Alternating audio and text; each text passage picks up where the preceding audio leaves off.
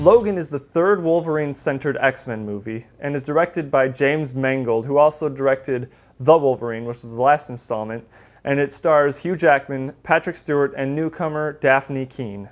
In the year 2029, we find a very old Logan who has retired from being the Wolverine and is now driving people in a very cool limousine, and is also taking care of a very old Professor Xavier who suffers from seizures, which, as you know, is very dangerous considering he is a telepathic mutant.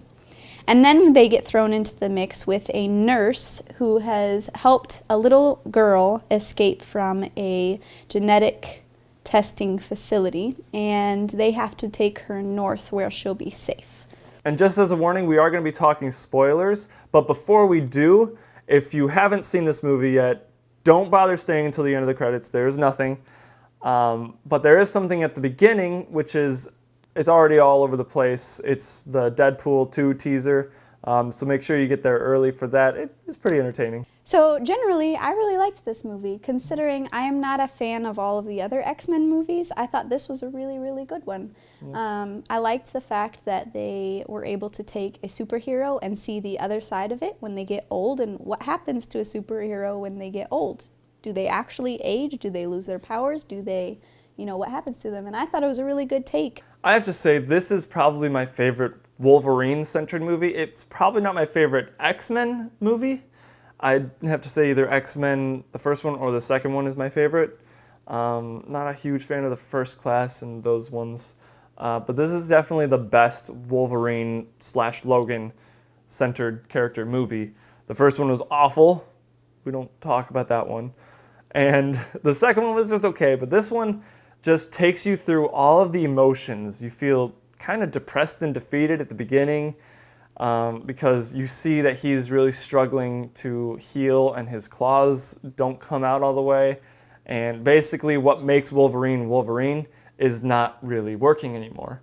And that's what makes you feel depressed and defeated. And after a while you start getting more hopeful, and then you just get sad, and then you're happy, and then it takes you through all the feels. It's a very dynamic feeling movie. You're feeling a lot all at the same time and at different points, and it makes you, yeah. It's very true to life, which I liked about it.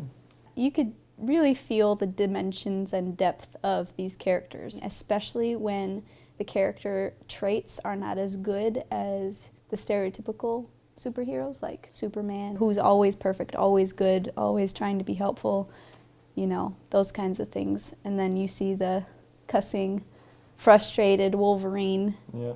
And I have to say, they did an R rating. Everyone thinks that they did it because of the success of Deadpool and how well it did at the box office being rated R. And it did fantastic.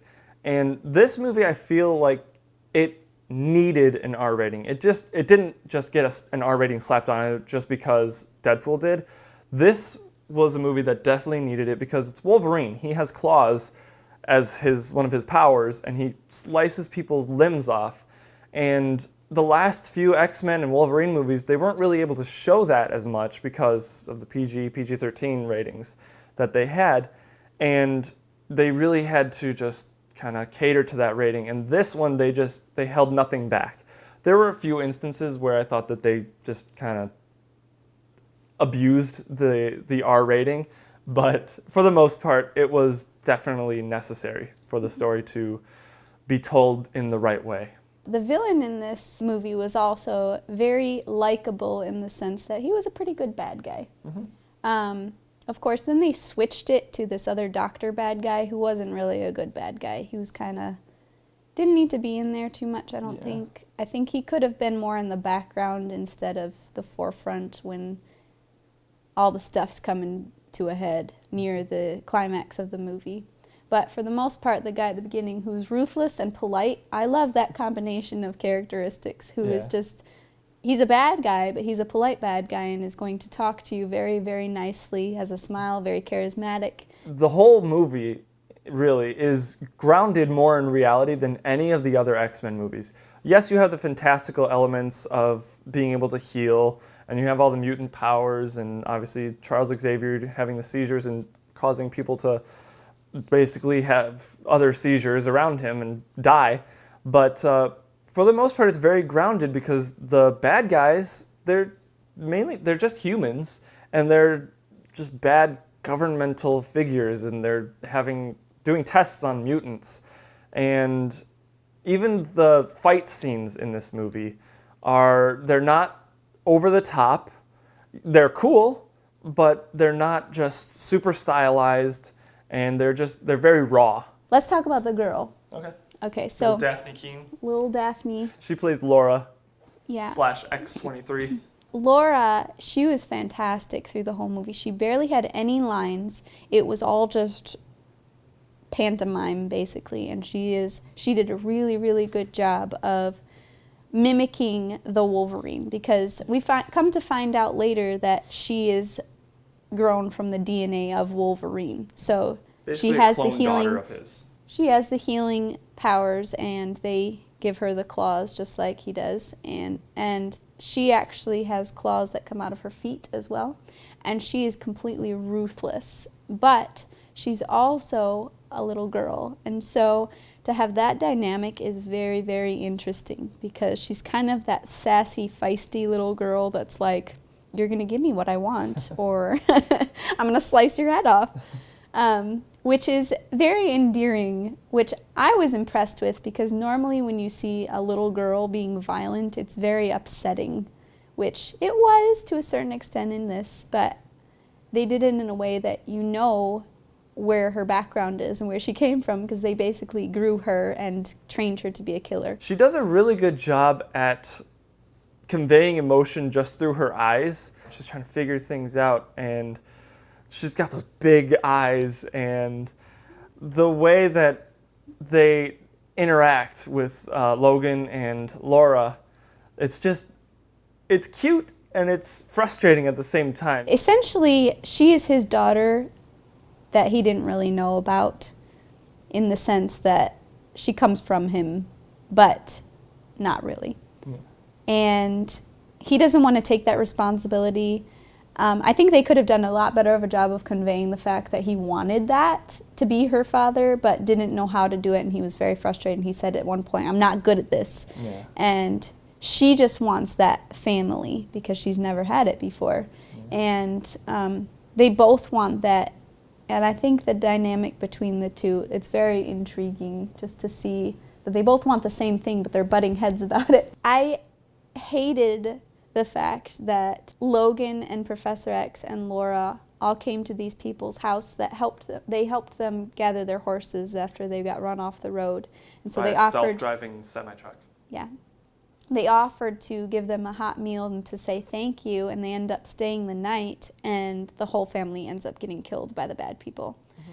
I just thought that was very unnecessary and didn't add much to the story, because they could have done it in order for them to see that this family is what both Wolverine and Laura want. They can see that a home is what they want without needlessly killing all of these people. Mm-hmm. Like 10 people ended up dying in this one night. Yeah. And I just felt like that was a little unnecessary. Yeah. And then I didn't like the fact that Wolverine was beaten by himself. See, I disagree. I liked that. I like the aspect that the biggest adversary that Wolverine can face is himself, just a clone of himself. And I liked that. And eventually, at the end, he does get killed.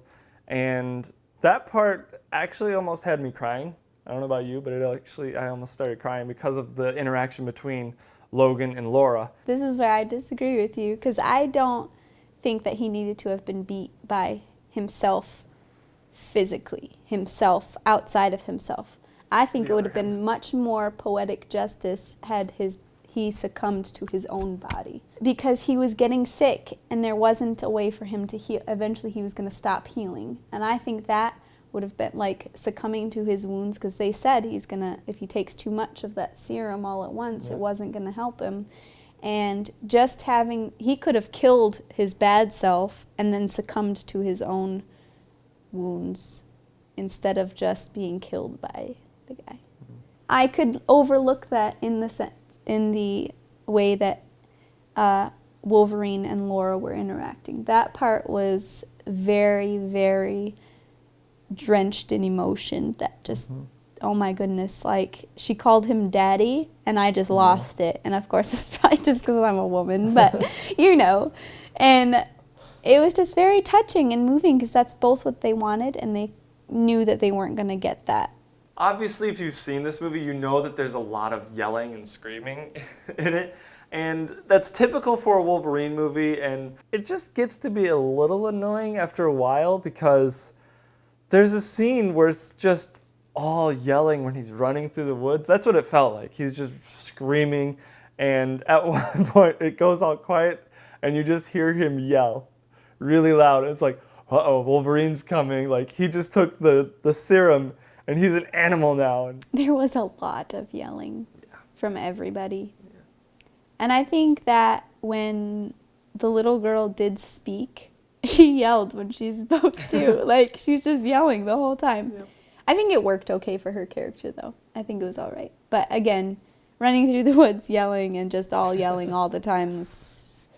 just pure rage. Yes. I thought it was a dream sequence when the young, bad Wolverine came into the house and killed Professor X. I was like, he's not really dead. Why would they do that? This is a dream.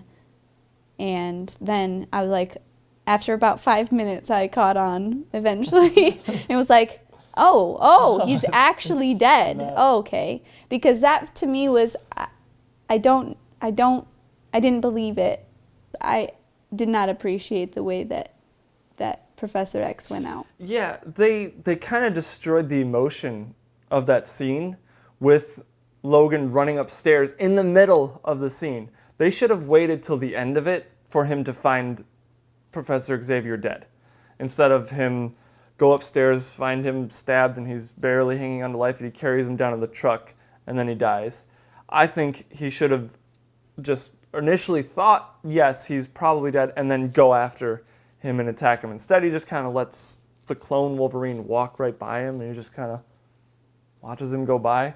That just annoyed me. I'm like, fight him! You know what he's doing. He's taking the little girl. He probably killed Professor Xavier. He saw the wife of his new friend dead on the floor, didn't he? Or at least the father at that point. And I don't know, that bothered me. That he just, okay, go take her. It's another me. It's another me. This is great. So one of the reasons I'm not a huge fan of the X-Men movies is they don't do a very good job with continuity or timing. And I really feel like most of the time I have no clue what's going on or why things are happening, or I don't know. You talk about that. Well, the timeline's all messed up. I mean, we first have X-Men, then X-Men United, X-Men 2, whatever, then X-Men The Last Stand, and then we go back in time to X-Men Origins Wolverine, and then I think we jump further back in time for First Class, and then we jump back forward again for the Wolverine, then we jump back into the 80s for Apocalypse. Oh no, there was Days of Future Past, so we kind of go forward and backwards in that one. So can we just say they don't know what they were doing, which is fine, but it just is very confusing. Yeah. Well, the thing is, we don't know which timeline this is, because in Days of Future Past, they go back and change the past. So, in other words, everything that happened after should have been completely different. But they eventually mention the Statue of Liberty. So the events in X-Men happened, according to Logan, and which, again, we assume X-Men 2, X-Men 3, but then X-Men Apocalypse, or Days of Future Past, didn't happen? The future part? It's so confusing, right? I don't understand which timeline this is. But at the same point, yeah, I don't know if you really need to know the timeline for this particular one, because it's so far in the future. Anything that would have happened was kind of didn't need to be talked about Yeah. or alluded to. I'm curious to see if they'll make any more Yeah. with the new kids. I don't know if they will. They might. I mean, 20th Century Fox probably wants to hold on to the X-Men rights, so they're just going to keep cranking out X-Men movies regardless of the content, I think. So overall, I give Logan a B+. I thought it was really good, and especially when you compare it to the other X-Men movies, I think this one's my favorite. I was intrigued the entire time in the movie theater. I was just questioning, like, oh, what are they going to do next? What are they going to do? And I find myself being buried in the story and becoming part of the world, which doesn't happen a whole lot in X-Men movies for me. So I was drawn into the story, drawn into the characters the entire time. And then at the end, when it ended, I was like, that's it? I want more. You need to give me more. So I think overall I really, really liked it, and I would recommend it to anybody. Overall, this is, again, my favorite Logan/Wolverine-centered movie. It's not my favorite X-Men movie, but it's definitely really close. I give Logan A. There's just a tiny little bit that could have been better, but overall, the acting is some of the best that we've seen in any X-Men movie, and definitely all the Wolverine movies. It's a very gritty and grounded story. And it's such a good farewell to the character of Wolverine that, again, I think he went out in the best possible way, being killed by himself and succumbing to his loss of power that we've been kind of leading up to throughout the entire movie. And yeah, it's just a really great movie and a really good last hurrah for Hugh Jackman. So what did you guys think of Logan? Did you like it, love it, or hate it? Let us know in the comment section below. And if you like this video, be sure to give it a thumbs up, subscribe to the channel, and make sure you hit that bell icon next to the subscribe button so you can be notified of when we upload new content. And as always, thank you for watching, and we'll see you in the next video.